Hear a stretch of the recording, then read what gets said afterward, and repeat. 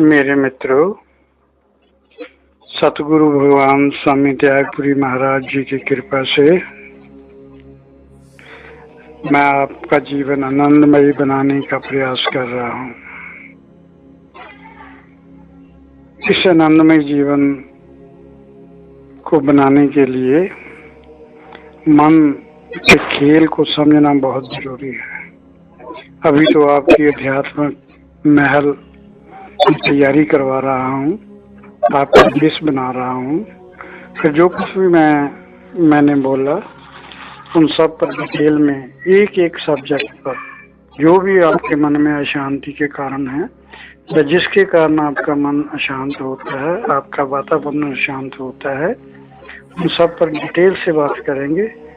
और भगवान की कृपा से, सतगुरु के आशीर्वाद से आप सबके मन से पूर्ण शांति स्थापित करने की मैं कोशिश करूंगा। सब खेल तो मन का ही है। विचारों से मन अशांत, विचारों से अशांत मन अशांति का कारण संसार को मानता है। किसको मानता है? संसार को मानता है।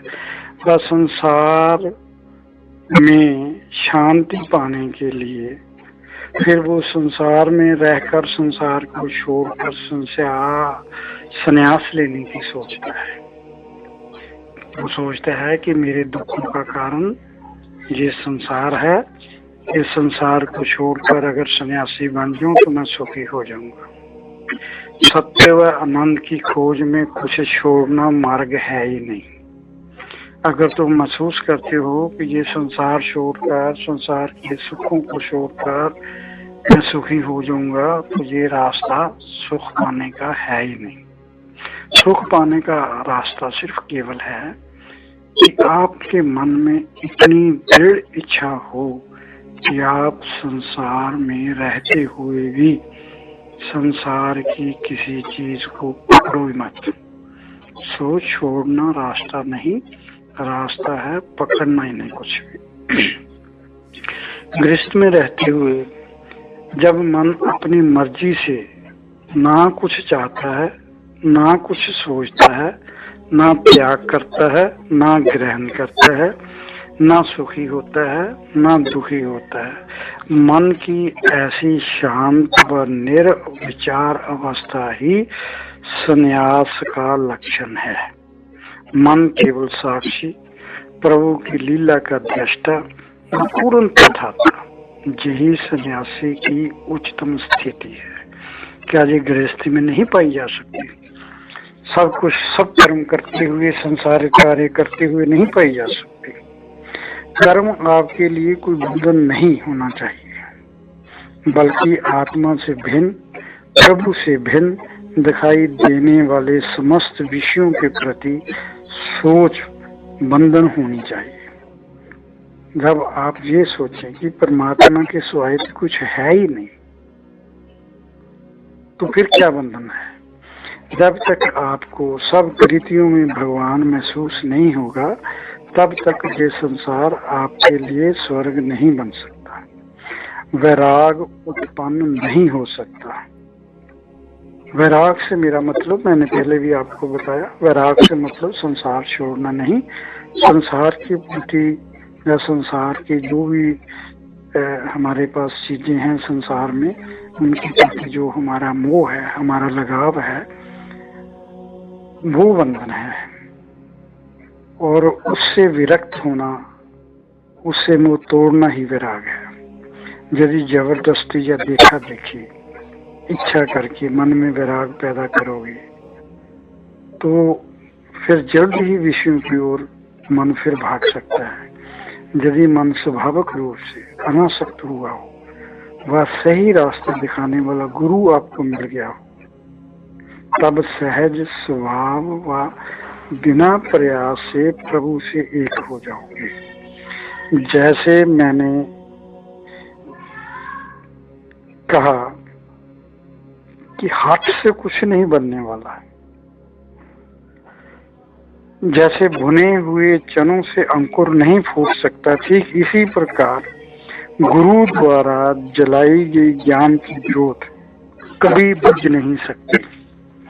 जो आप जोत लगाते हैं उनमें बाती भी बदलनी पड़ती है, उनमें घी या तेल भी डालना पड़ता है, मगर गुरु द्वारा चलाई हुई ज्ञान की जोत ऐसी होगी जो कभी ना डिम होगी ना कभी बुझेगी। उसका प्रकाश हमेशा आपके मन को प्रकाशित करता रहेगा। वह मन कभी विषयों में फिर नहीं फंसेगा। गुरु करता क्या है? आपका मैं भाव व अहंकार को पूरी तरह खत्म करता है। आप मरण जन्म के चक्कर से कैसे फंसे व इस चक्कर से कैसे बाहर निकलोगे, यही वो आपको बताता है। चित्त रूपी वायु से आत्मा रूपी शांत समुद्र में एक कामना उठी। एग्जाम्पल दे रहा हूँ। इस कामना ने अज्ञानवश भ्रांतिवश अपने को आत्मा से भिन्न परमात्मा से भिन्न अनुभव किया। ये भिन्नता का कारण ही अहंकार बन गया। अहंकार के कारण अथवा प्रभु से भिन्नता के कारण ये कर्ता बन गया, भोक्ता बन गया, विचार एवं बुद्धि का प्रयोग करने लग गया। इससे विषयों से आसक्ति बढ़ी, कुछ पाने की इच्छा से, कुछ संसार भौतिक चीजों को पाने की इच्छा से दौड़ धूप आरंभ हुई। यही मन व बुद्धि बन गया। ऐसी दृष्टि का चलन चला। ये सब अहंकार के कारण उत्पन्न हुआ। वह उसने अपना स्वतंत्र स्वरूप मान लिया, मैंने। यदि मैं भाव नष्ट हो जाए, बात ये की ही कर रहा हूँ। मैं भाव मन इस देह में, मैं भाव भी इस देह में, कुछ गुप्त भी रख रहा हूँ। गुप्त इसलिए रख रहा हूँ ताकि घर जाकर आप गहन विचार करो और फिर अपने मन से जो प्रश्न उठे, ऐसा करने से जरूरी समझता हूँ। ऐसा करना मैं जरूरी समझता हूँ, क्योंकि जो प्रश्न आपके मन में उठे वो आपसे मेरे से पूछें, और जब मैं उनका जवाब दूंगा तो आपका ज्ञान जो है वो खत्म होगा। इसलिए थोड़ा थोड़ा दुख रखता हूँ कि आप घर जाकर अपने मन की एक्सरसाइज जरूर करें। शरीर बोध बारे पहले बात कर चुका हूँ। अगर मैं का भाव नष्ट हो जाए, फिर न विचार, न इच्छा, न कामना, न वासना पैदा होगी, न ग्रहण, न कुछ त्याग करना, सब चिंताएं मिट जाएंगी, एक आत्मा ही शेष रह जाएगी। आप अपने मालिक आप बन जाओगे, फिर न कर्ता समझोगे न भोक्ता समझोगे। ऐसा महसूस करोगे कि सब परमात्मा ही करवा रहा है। अपने मैं का अहंकार खत्म हो जाएगा, फिर अशांति नहीं, चिंताएं नहीं, केवल आनंद। हर तरफ प्रभु की लीला नजर आने लगेगी। आप सदा अपने स्वरूप में स्थित रहने लगेंगे। मैंने पहले प्रारब्ध की बात कही, फिर ये भी कहा कि प्रारब्ध तो भोगनी पड़ेगी। अपने स्वरूप में कैसे स्थित रहोगे? जब ये बातें अटल हैं, जब प्रारब्ध चेंज नहीं हो सकती, अगर भक्ति करना भी आपकी प्रारब्ध में लिखा है तो ही भक्ति होगी। सिर्फ गुरु करेगा, गुरु तो रास्ता दिखाएगा कि आपका स्वरूप क्या है, आप उसमें स्थित कैसे रह सकते हैं। पहले तो ये बताया कि उसकी रजा में राजी रहो, सब स्वीकार, मेरा कोई विरोध नहीं, तेरा पाना मीठा लगे। ऐसा करने से संसार के प्रति उदासीनता पैदा होगी। देखो, जो कर्म किए जा चुके वह वासना व अहंकार के कारण किए थे, उनका फल तो भोगना पड़ेगा। उनसे छूटने का कोई उपाय नहीं। ये भोगे बिना शांत नहीं होंगे, ये तो बंधन है ही। किंतु जो कर्म अभी नहीं किए ये भी बंधन है, क्योंकि उनको करने की वासना भीतर मन में विद्यमान है। जैसे किसी से बदला लेना है, किसी को नुकसान पहुंचाना है, किसी की पिटाई करना। मनुष्य कर्मों से अधिक परेशान नहीं, उससे कहीं ज्यादा परेशान अन्य किए कर्मों के विचारों में डूबे रहने के कारण।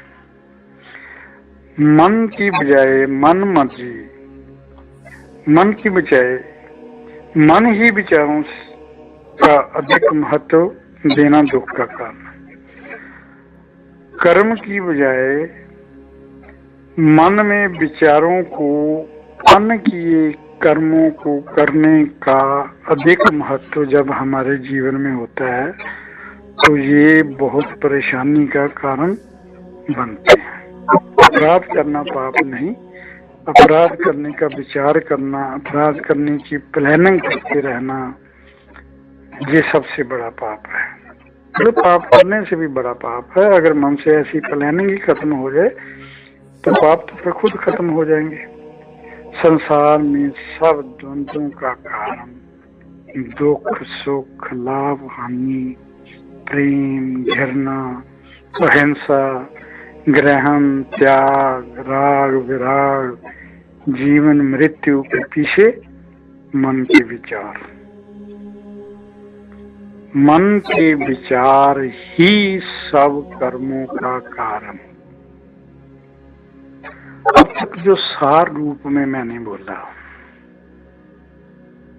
वो एक बार फिर दोहराना चाहता हूँ कि मैंने पहले ही बोला कि जो कुछ मैं बोलता जा रहा हूँ आप उसको साथ साथ भूलते जाएंगे। उसमें से कुछ ही बातें आप अपने मन में याद रख पाएंगे। हालांकि मैं शेयरिंग मेथड से बोल रहा हूँ, इस मेथड से बोलने से आप दूसरे तरीकों से ज्यादा समझ सकते हैं। सतगुरु भगवान की कृपा से आपको बताया संसार बंधन नहीं, इसके प्रति मोह बंधन है। तथाता में जीना ही शांति दे सकता है। प्रभु की रजा में राजी हुए बगैर शांति नहीं मिल सकती।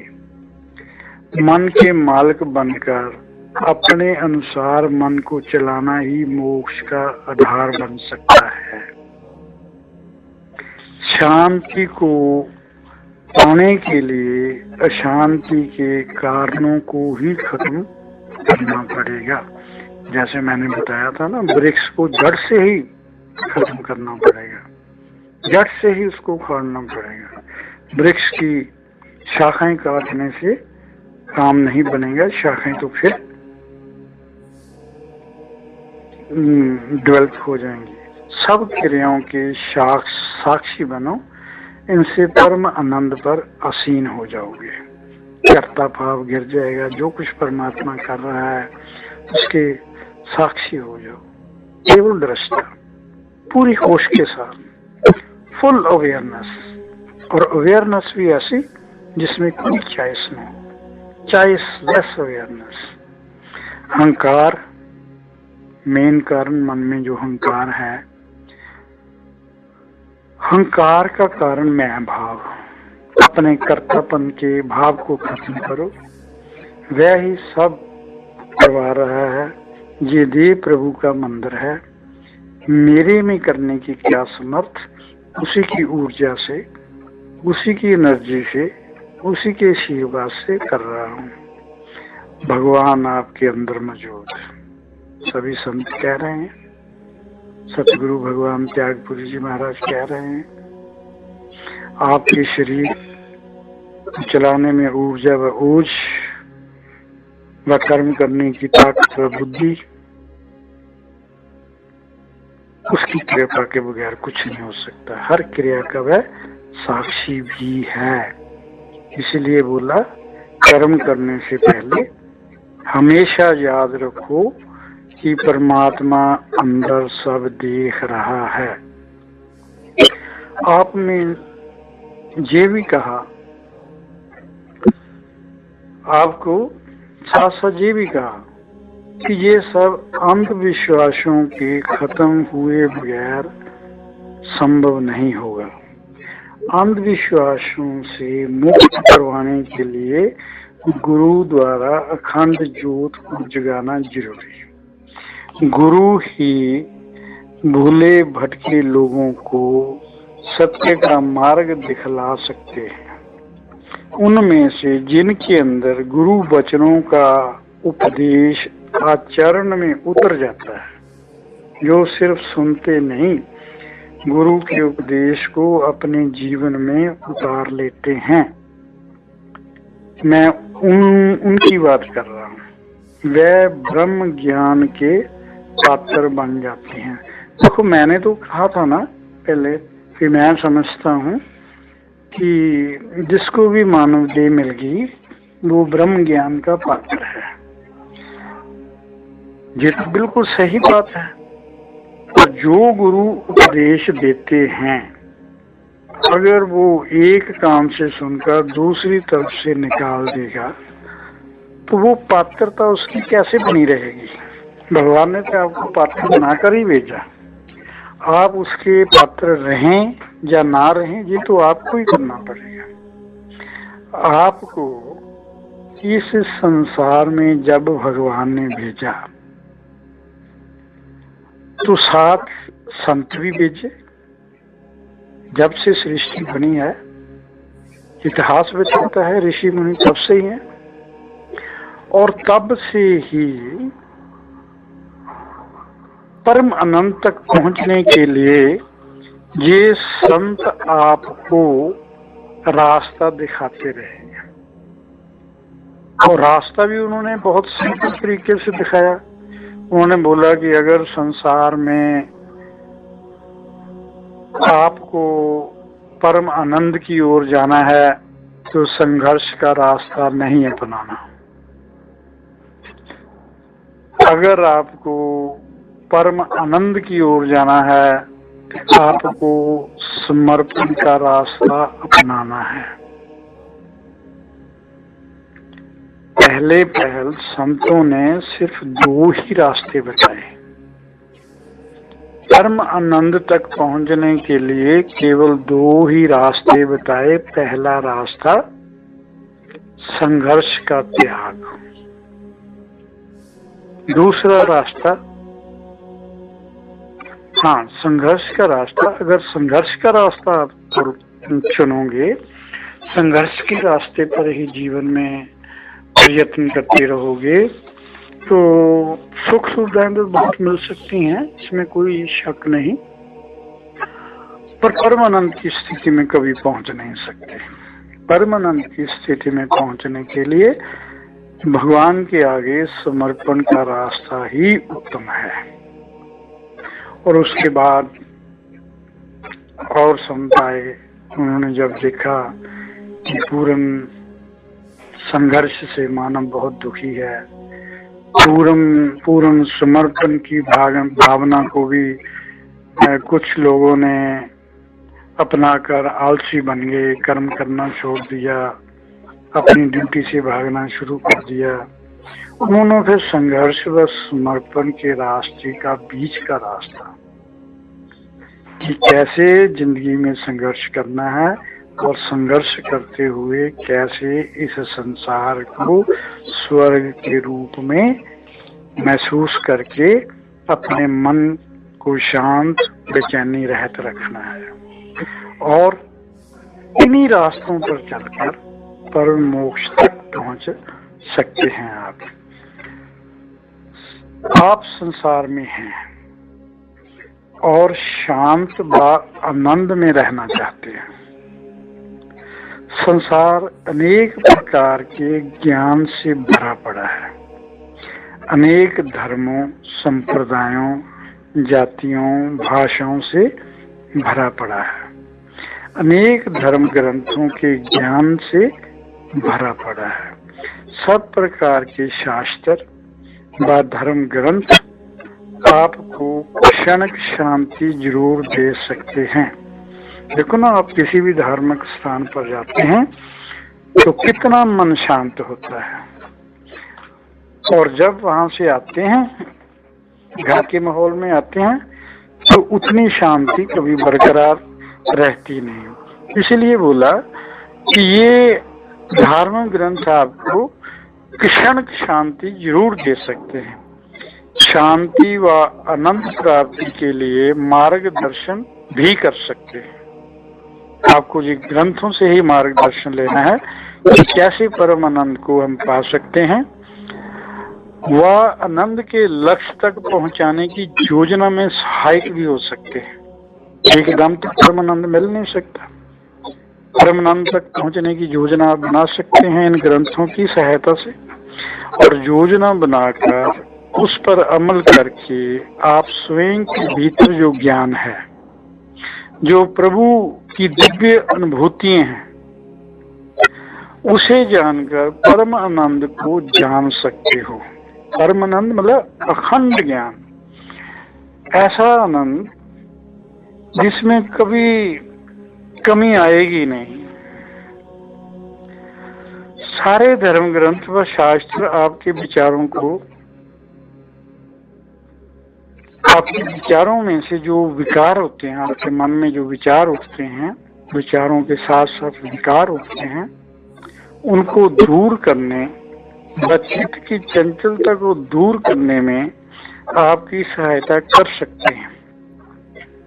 चित्त पर जो अज्ञान की धूली जमी हुई है, इन शास्त्रों की सहायता से उसे साफ किया जा सकता है। तुम्हारा मन वासनाओं व विचारों से इतना भरा पड़ा है कि तुम अपने स्वरूप को जानने की स्थिति में नहीं रहे। मन की चंचलता व मन के विचारों रहित करने का ज्ञान शास्त्र ही दे सकता है। मन की चंचलता कैसे खत्म हो, मन शून्य अवस्था में कैसे रहे, ये केवल शास्त्रीय ज्ञान से इसका पता आपको चल सकता है। मगर अलग अलग शास्त्र ग्रंथों की अलग अलग रास्ते होने के कारण आपके मन में तर्क वितर्क हो सकते हैं, व इस तर्क वितर्क में मन कंफ्यूज हो सकता है, व कई प्रकार के मन में भ्रम पैदा हो सकते हैं। आपको जब आप इन शास्त्रों के प्रगाढ़ ज्ञानी बन जाओगे तो आपको ज्ञानी होने का अहंकार भी हो सकता है। फिर संसार में ज्ञान के बल पर यश, मान, सम्मान, धन प्राप्ति करने की कामना पैदा हो ही जाएगी, और इस शास्त्रीय ज्ञान के बल पर अगर आप सामाजिक क्रांति करने निकल पड़ोगे तो तुम्हारी अध्यात्मिक क्रांति रुक जाएगी, और जो भी आप प्रवचन करोगे शास्त्रीय ज्ञान के आधार पर, उसका समाज पर बहुत ही कम असर होगा। क्यों? क्योंकि वो ज्ञान आपकी बुद्धि का है, आपने शास्त्रों द्वारा ग्रहण किया है, उसे अपने आचरण में नहीं उतारा। जो चीज आपके आचरण में नहीं है, या यूं कह लो जो ज्ञान आपके आचरण से नहीं झलकता, उस पर सुनने वालों का असर नहीं हो सकता। केवल धार्मिक ग्रंथों के ज्ञान के बल पर दूसरों की तो एक तरफ तुम्हारी अपनी भी आध्यात्मिक सफलता नहीं हो सकती तो ठीक नहीं, या तुम्हारी अपनी आध्यात्मिक सफलता में भी मुझको संदेह है। इस संदेह का कारण, कितनी बार आपने अखंड पाठ करवाए, जिस भी धार्मिक ग्रंथ में आप विश्वास करते हैं उसका अखंड पाठ करवाते हो। आप अपने मन से ही पूछ लो कि उनमें से जो ज्ञान है वो कितने परसेंट आपके आचरण से झलकता है। और जब आदमी बहुत अपने आप को ज्ञानी समझने लगता है कि मैं बहुत शास्त्रों को पढ़ लेकर महान विद्वान बन गया है, सबसे ज्यादा उनको ही प्रॉब्लम होती है, क्योंकि वह स्मृति मुक्त हो ही नहीं सकते। और इससे भी बड़ी बात, वह किसी संत की अनुभूतियों को सुनने को तैयार नहीं होंगे। ओम ओम जीवा से रटते रहेंगे और ये विश्वास ही नहीं करेंगे कि ओम प्रभु का संगीत सुना भी जा सकता है। और जब वो सुनाई देने लगा, फिर उसको रटने की जरूरत नहीं, फिर उसकी व्याख्या नहीं होगी, फिर वो केवल अनुभव ही होगा। वो मानते ही नहीं कि ओम सुनाई भी देता है। ओम के उच्चारण के बल पर या मंत्रों के बल पर या शास्त्रीय ज्ञान के बल पर किसी का सर्पयोग, किसी का शनि ग्रह, किसी का राहु ग्रह शांत करने का अभिमान अपने मन में पाले रखेंगे। वह कभी स्वीकार ही नहीं करेंगे कि प्रारब्ध को नहीं बदला जा सकता। जब भी उनके पास आप जाओगे तो आपको कोई ना कोई अनुष्ठान करने की सलाह देंगे। ऐसा करने से आपके ग्रह शांत होंगे, आपके कष्ट दूर होंगे, और इस पर इतना खर्चा होगा, साथ ये भी वो आपको बता देंगे। पर मेरे को इस बात की तसल्ली है कि अभी आप ना तो ज्ञानी हैं ना तो ध्यानी हैं। आप अगर गुरु की बात मानेंगे तो जरूर स्मृति मुक्त, बंधन मुक्त, कामना मुक्त तथाता पर चलकर इन पर चलने का प्रयास लगातार करते रहेंगे। तो मेरी ये आपको गारंटी है, गारंटी तो मैं जरूर देता ही हूँ कि आध्यात्मिक सफलता की ओर बढ़ते बढ़ते बढ़ते बढ़ते एक दिन आप परम आनंद के लक्ष्य को जरूर प्राप्त हो जाओगे, क्योंकि मेरे साथ भी ऐसा ही हुआ।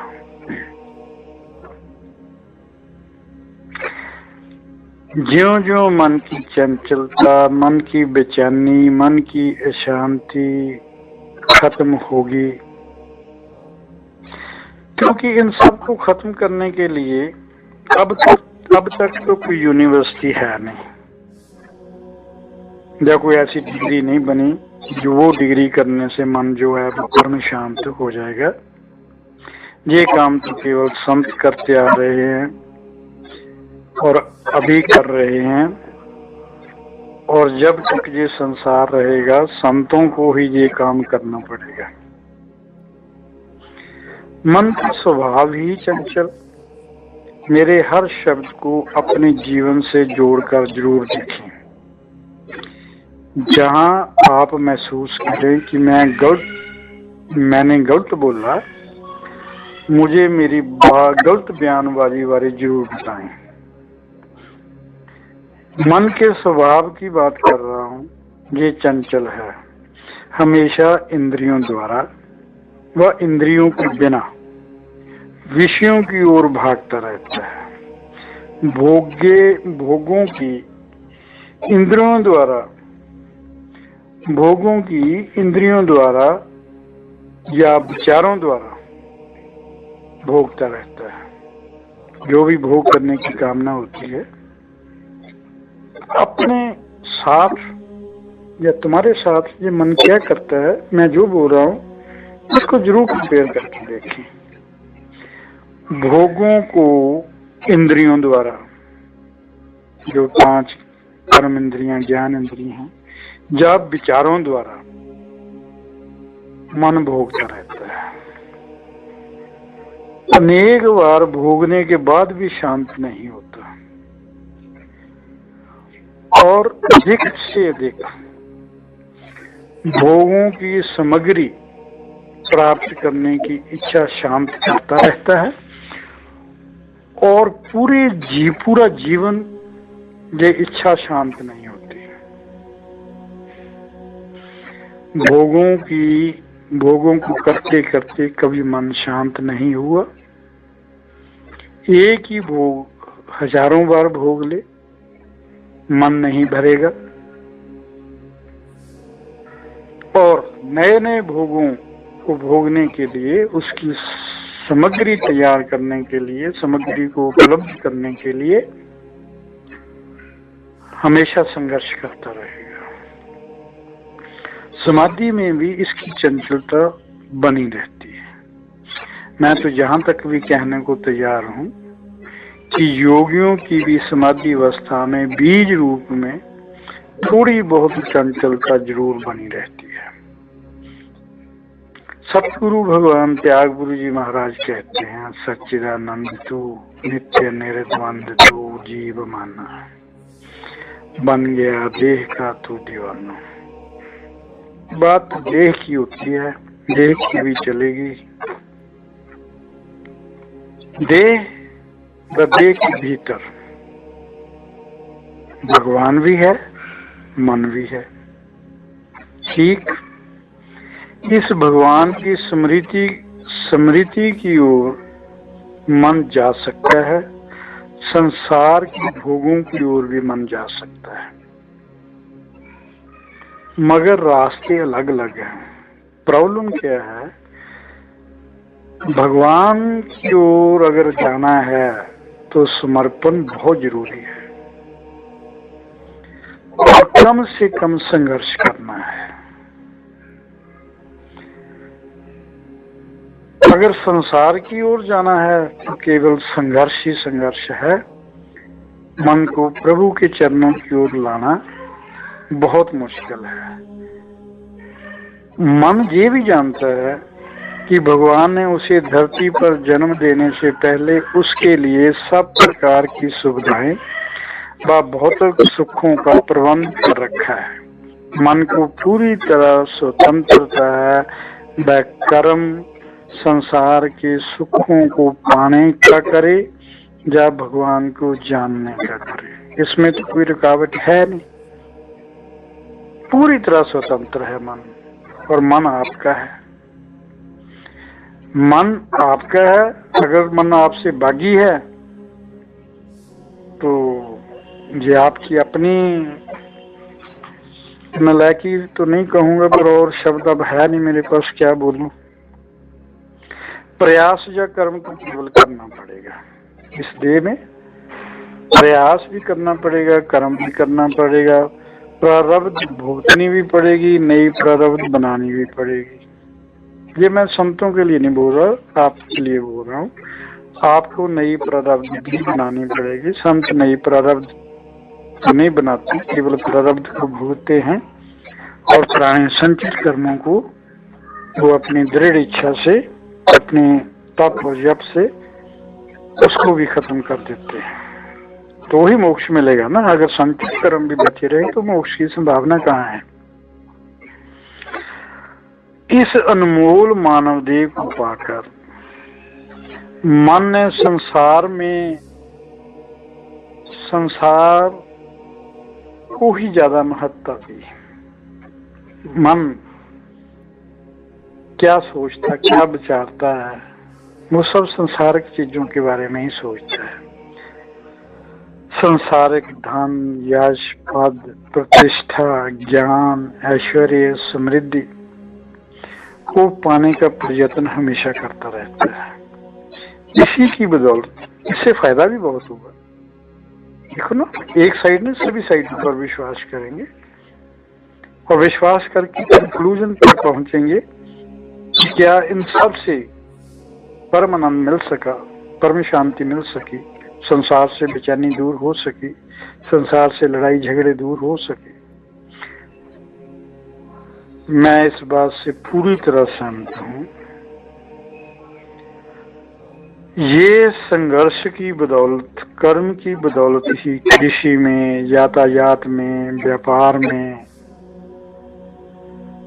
इतनी समृद्धि हुई। इस संसार को और अधिक सुंदर बनाने में मानव ने बहुत प्रयत्न किया और इसमें काफी कामयाब भी हुआ। सब प्रकार के संसारक सुख प्राप्त करने के लिए संघर्ष करता रहा और उसने प्राप्त भी की। जैसे देखो ना, आपके कमरे में एसी भी है, गीजर भी है, आपके पास कार भी है, आलीशान कोठी भी है, यातायात के लिए हवाई जहाज तक आपको उपलब्ध है। इतना कुछ इस संसार में इस देह के द्वारा कर्म करके मन ने इस देह की सुविधा के लिए सब इंतजाम कर दिए। मगर असल बात तो ये है कि मन शांत फिर भी नहीं हो सका। मन शांत नहीं हो सका। मन की चंचलता शांत ना हो सकी। करोड़ों में से कुछ लोग, करोड़ों में से या सैकड़ों लोग कह लो, जप तप योग साधना मंत्र यंत्र तंत्र या भक्ति या पूजा या इनमें से किसी एक पर चलकर प्रयास करके परमात्मा को ढूंढने का यत्न करते हैं। और इन करोड़ों में से सैकड़ों तो जरूर परमानंद, परम सत्ता, परम पिता परमात्मा को जानकर उससे एक होकर इस धरती पर साकार रूप में भगवान जैसे गुण, इस शरीर में भगवान जैसे गुण अपने में पैदा करके मन की चंचलता को खत्म कर देते हैं। वह मानव जन्म के लक्ष्य को पूर्ण करके पूर्णता प्राप्त हो जाते हैं। अब नोट कर लो, करोड़ों में से जो सैकड़ों सफल होते हैं, इनका राज क्या है? इशारा तो करना ही पड़ेगा। पीछे भी बहुत इशारे किए। मैंने बोला हर प्रवचन में एक दो इशारे तो जरूर करूंगा। आप भी इस अवस्था में पहुंच सकते हैं, परमानंद की अवस्था में। परमात्मा को पाने का सबसे आसान मार्ग संघर्ष नहीं, समर्पण है। संघर्ष से कर्तापन का अभिमान उठ सकता है। अहंकार व परमात्मा एक साथ नहीं हो सकते। अहंकार व परमात्मा, मैं सिद्ध पुरुष, मैं बुद्ध पुरुष, मैं दुनिया का सबसे अमीर आदमी, मैं दुनिया के सबसे बड़े कंट्री का प्रेसिडेंट। अहंकार, अहंकार और परमात्मा एक साथ नहीं हो सकते। चित्त की शांत व जागृत अवस्था में अहंकार गिरने पर, मैं भाव गिरने पर परमात्मा ही बचता है, साक्षी ही बचता है, बोध ही बचता है। एक बार फिर सुन लो। चित्त की शांत व जागृत अवस्था में अहंकार गिरने पर, मैं भाव गिरने पर केवल परमात्मा ही बचता है, साक्षी ही बचता है, बोध ही बचता है। जिस मार्ग पर आपको लेकर चल रहा हूं, उसमें रिद्धियां सिद्धियां प्रसाद के रूप में आपको मिल सकती हैं। ये इसलिए कह रहा हूं कि जो कुछ ऊपर मैंने बोला आप होश पूर्वक रहें, क्योंकि इस मार्ग पर रिद्धियां सिद्धियां प्रसाद के रूप पर आपको जरूर मिल सकती हैं। मगर आपको प्रसाद नहीं भगवान चाहिए। आपको इसलिए विजिलेंट कर रहा हूं कि कहीं आप केवल प्रसाद लेकर ही अपने आप को शांत मत कर देना। आपको प्रसाद नहीं भगवान चाहिए। जोगी भटक सकते हैं, जो एकांत में जंगलों में बैठे हैं, उनके भटकने की संभावना है, मगर आपको गुरु कृपा से नहीं भटकने दिया जाएगा, क्योंकि आप पर चौकसी रखी जाएगी। आपके अहंकार को एक बार गिराने के बाद फिर उठने नहीं दिया जाएगा।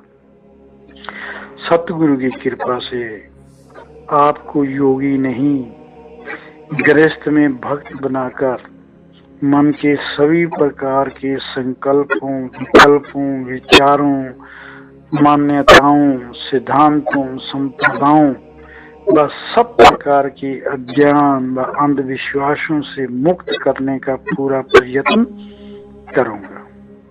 सतगुरु क्या करते हैं? सतगुरु आपके जीवन से सब प्रकार के दुख, सब प्रकार की शांति, सब प्रकार के तनाव, सब प्रकार की चिंताओं को जड़ से ही खत्म कर देते हैं। आत्मबोध में जितनी भी बाधाएं हैं उसे खत्म करना ही गुरु का धर्म है। गुरु का असली कर्तव्य क्या है? सिर्फ गुरुमंत्र देना गुरु का कर्तव्य नहीं। गुरु का कर्तव्य है कि आत्मबोध में जितनी भी बाधाएं हैं उन्हें खत्म करे। और सतगुरु त्यागपुरी जी महाराज की अपार कृपा से मुझे विश्वास है कि आप संसार में संघर्ष का मार्ग नहीं चुनेंगे। संघर्ष का मार्ग ना अपनाकर केवल समर्पण का मार्ग ही चुनेंगे, जो आपको प्रभु तक पहुंचाने का मार्ग है। और आप पॉजिटिवली इसी जन्म में प्रभु से एक होंगे, क्योंकि सतगुरु त्यागपुरी द्वारा दर्शाए गए मार्ग पर चलकर इस मानव देह द्वारा निर्माण को प्राप्त होना आपका लक्ष्य होना चाहिए।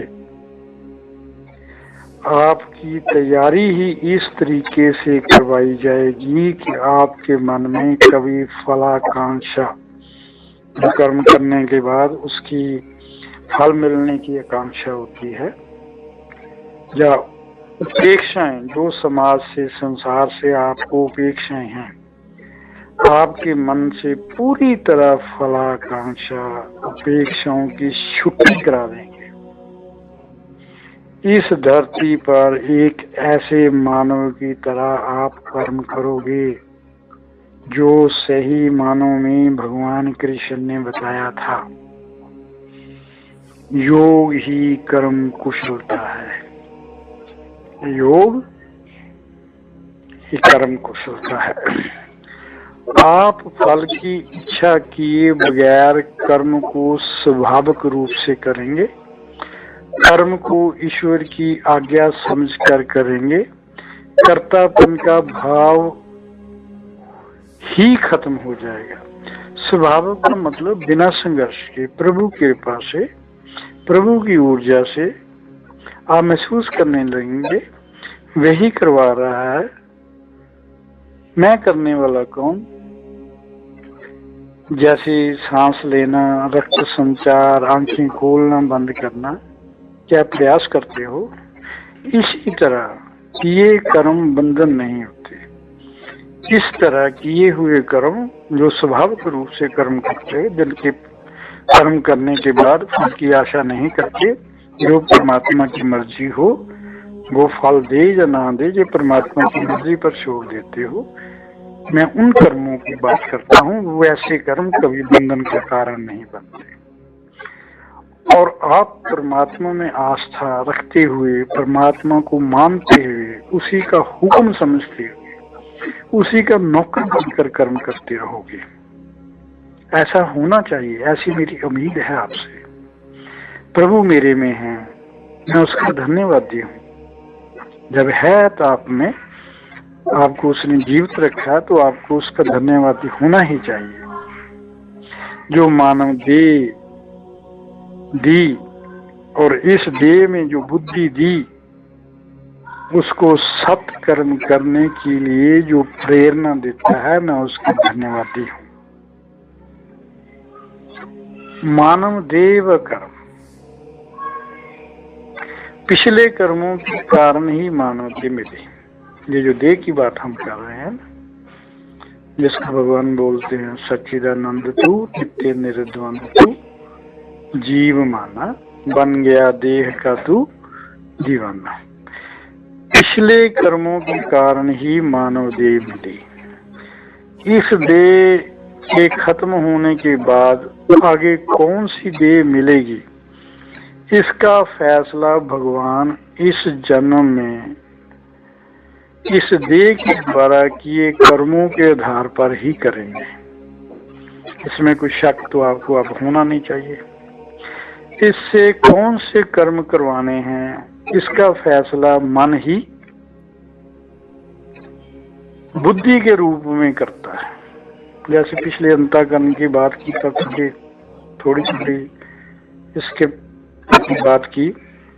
देह स्थूल होने के कारण दिखाई देती है। जो सब कर्मों को प्रैक्टिकल रूप देने वाला मन है, उसे भी देखने की जरूरत है। यही तो अभी तक प्रयास कर रहे हैं। मन देखने वाला इस देह के भीतर मौजूद, ये जो देह है, इस देह के भीतर मन मौजूद, जो ज्यादा बाहर रहता है, उसको हम आदत डाल रहे हैं कि ये मन के भीतर ज्यादा रहे। इस देह के भीतर मन मौजूद संसार की ओर ले जाकर संघर्ष का रास्ता चुनने वाला, इसमें समर्पण का रास्ता ग्रहण करने वाला, ये फैसला किसने करना है? संघर्ष का रास्ता चुनेंगे या समर्पण का रास्ता चुने, इसका कौन फैसला करेगा? वही मन समर्पण के रास्ते पर चलकर इस देह के द्वारा प्रभु के द्वार तक पहुंच सकता है। सो मेन रोल किसका है? मन का ही है ना। परमात्मा तो सिर्फ साक्षी के रूप में अंदर बैठा है। मन कौन सा रास्ता चुनेगा देखने के लिए? आत्मा के रूप में इस देह में परमात्मा मौजूद हमेशा रहेगा। और जब मन शांत अवस्था में होकर परमात्मा की गाइडेंस चाहेगा, तो वो जरूर गाइड भी मन को करेगा कि आपको कौन सा रास्ता चुनना है। इसी तरह मानव देह सब जूनों से उत्तम, कर्म जून व भोग जून, भगवान की अद्भुत कृति मानव देह। इस देह में मन के शांत एवं जागृत अवस्था संसार को स्वर्ग या नरक बना सकती है। संतों ने इस देह में मन की शांत व जागृत अवस्था के कारण भगवान को जान लिया। विद्वानों ने इस शांत व जागृत अवस्था के कारण परमाणु बम बना लिए, हवाई जहाज बना लिए, परमाणु बम बनाकर पूरे विश्व को मौत के भय में धकेल दिया। संतों ने इस शांत व जागृत अवस्था में वेदों, उपनिषदों, धार्मिक ग्रंथों को लेकर प्रभु का दया, करुणा, प्रेम का संदेश मानव जाति को दिया। दुष्ट प्रवृत्ति के लोगों ने इसे भ्रष्टाचार, कत्लोगारत, हत्या, चोरी, डकैती की ओर धकेल दिया। ऐसी दुष्ट प्रवृत्ति के लोगों ने तो भगवान की होंद से ही इनकार कर दिया। ये मैं इसलिए कह रहा हूँ कि अगर उनको ये एहसास होता कि हमारे अंदर हमारे कर्मों को देखने वाला, हमारे विचारों को देखने वाला, हमारे भावों को देखने वाला हमारे अंदर विराजमान है, और वो न्यायकारी है, तो ऐसा करने से पहले जरूर अपने मन को भगवान के प्रति जरूर वो सोचते कि हमारे जन्म का मकसद क्या है, हम करने क्या जा रहे हैं। एक रास्ता स्वर्ग को जाता है, एक रास्ता नरक हो जाता है। जैसे मैंने बोला, स्वर्ग भी यही, नरक भी यही, और रास्ते भी यही। एक स्वर्ग को जाता है, एक नरक हो जाता है। कौन से रास्ते पर चलना, फैसला आपको करना है। जो भी फैसला होगा वह मन की जागृत अवस्था में नहीं होगा। स्वप्न में कोई फैसला नहीं हो सकता। मन की जागृत अवस्था में ही आप फैसला करेंगे। इस जीवन यात्रा में अपने प्रयास या अपने कर्म के कारण सुख या दुख तो आएंगे ही। ये कर्म मन पर स्थायी प्रभाव छोड़ेंगे भी, जिसे हम संस्कार कहते हैं। ये संस्कार अनेकों जन्मों तक पीछा नहीं छोड़ेंगे। मैं ये आपको डराने के लिए नहीं कह रहा,